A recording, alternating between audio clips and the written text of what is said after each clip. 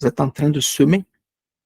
Et le jour viendra où vous récolterez également les fruits de ce que vous avez semé.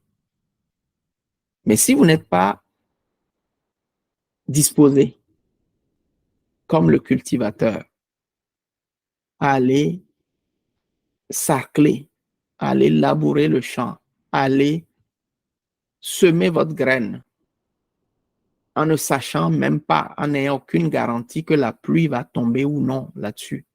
Ou bien si vous avez un système d'irrigation pour arroser jusqu'à ce que vos plantes puissent pousser, vos semences puissent pousser et que cela passe le cycle que ça doit passer, le nombre de semaines ou de mois que cela doit faire pour que ça germe et que ça puisse grandir et que ça puisse porter du fruit, que vous n'êtes pas d'accord ou prêt à fournir l'effort nécessaire,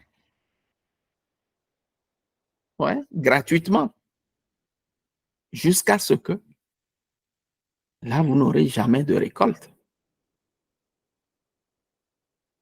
Et l'histoire raconte en fait que, si vous vous rappelez, le christianisme, ouais, en fait, la religion chrétienne, ou l'évangile tout simplement, pour être plus, la propagation pardon, de l'évangile, la bonne nouvelle de Jésus-Christ.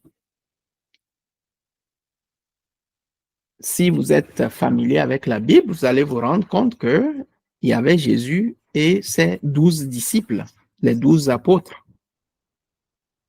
Et évidemment, il y a eu Judas qui a trahi et puis qui allait se pendre, mais qui a été ensuite remplacé par Paul, en fait, en réalité, Paul,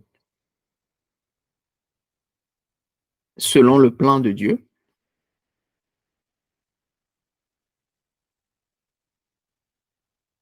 C'est selon ce principe-là du kilomètre supplémentaire que l'évangile s'est propagé à travers le monde. Sans cela, l'évangile n'irait pas loin. Ils n'étaient pas nombreux, ces gens-là. Ils n'étaient pas nombreux. Mais comme le cultivateur, ce petit groupe était prêt à semer. Ils ont semencé et 2000 ans plus tard, on se retrouve donc avec l'évangile qui est pratiquement dans tous les coins et recoins du monde. C'est grâce à ce principe-là du kilomètre supplémentaire.